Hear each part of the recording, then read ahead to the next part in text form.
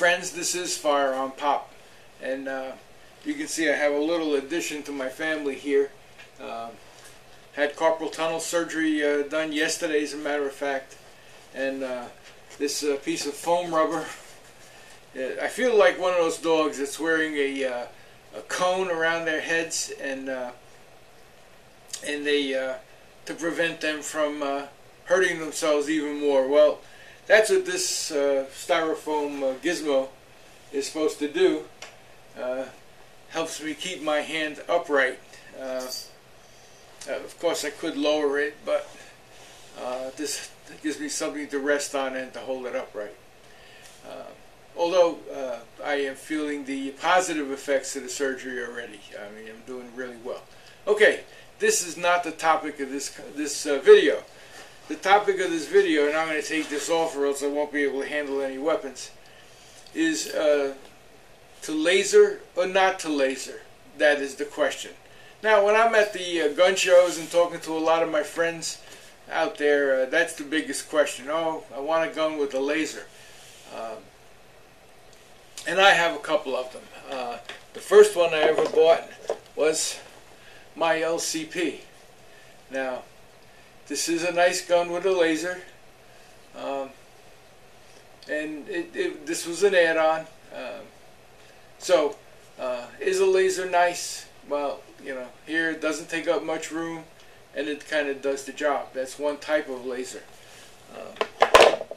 Another one that I have a laser for is for my airweight Smith & Wesson snubby. And what I like about this, it's right there, and there's a laser. Now, let me go through some of the pros and cons of a laser. First of all, they're a big intimidation factor. You see a laser pointed at your chest, and yes, you may just freeze right in your tracks because you know they got a bead on you. So that is an advantage of having a laser. And if you're not sure of your abilities to hit a target, that's the advantage of a laser. If you want to shoot from the hip and unsure of your abilities to hit your target, a laser is great. Okay. When your adrenaline's going 300 miles an hour, I don't know how much difference a laser is going to be.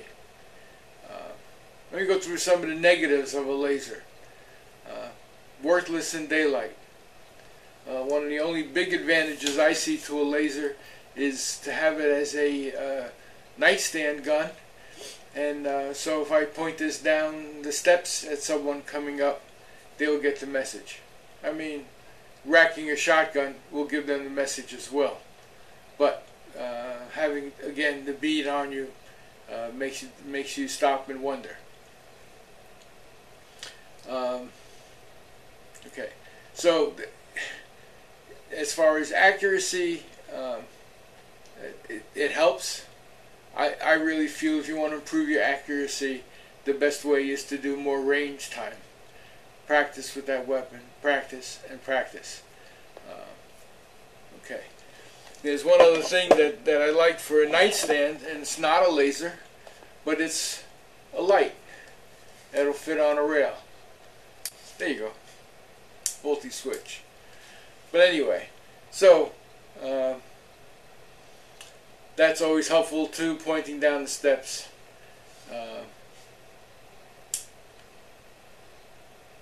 Not a laser, but a light. Okay, those are just a couple of the options. So, although I do own a couple of lasers, as you can tell,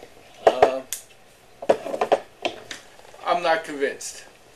I'm not convinced that that's a necessary option, especially for the prices of these. These happen to be Crimson Trace grips, not cheap, adding them to the gun.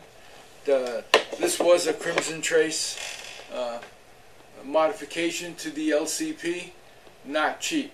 Okay, they're not inexpensive. I did have some problems with this leaving the laser on and holstered inside the waistband. I had a problem with the belt hitting the button. Didn't know it. Burned out 2 lasers before I realized what was going on. Sent it back to Crimson Trace. They were nice enough to fix it. Changed batteries. Went through what was going on. Couldn't figure out why it would stop working on me. And what it was is the belt was hitting the activation button and keeping the laser on. So I ended up, if you don't know if you can see that, I'll try to get a close-up of it.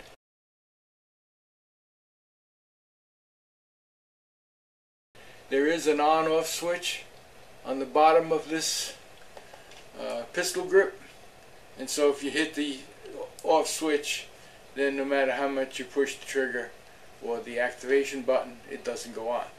And that kind of saved the battery. During the day, again, in daylight, the laser is kind of useless anyway, so I just kept it switched off. That's when I carried this weapon. I no longer use this weapon for carry. It is a great carry, 38 special. Many of you know I have another snubby with that I carry. It's 357 Magnum, and one of my other alternatives right now is my Makarov P64. This is a Polish version, and I carry this, and I just like the gun. It's all steel. It's polymer, steel. Polymer, steel. What do you want to bet your life on? Polymer or steel? I run out of bullets, and man, I could use this to whap somebody over the head, throw it at them if need be. It's got some weight to it, but it's a formidable weapon at the 9x18 round in it. Anyway, I've done a full review on that weapon. So those are my thoughts on to laser or not to laser. I'm sure there's a million opinions out there. I'll be glad to see them down in the comment section. Attach a video response. That's all fine. I love the open communications of YouTube. Now, anything nasty, foul, will be removed. So that's just the way I roll. I don't tolerate that kind of stuff. But if you want to give a good, honest feedback into a laser, to carry it or not to carry, to laser or not to laser, that's the question, and it's up to you, YouTube. Come on with your answers. So I hope you enjoyed this video. I hope it provokes lots of good discussion. This is FirearmPop. Be safe out there, and God bless. Bye now. This is FirearmPop, and I approve of this message.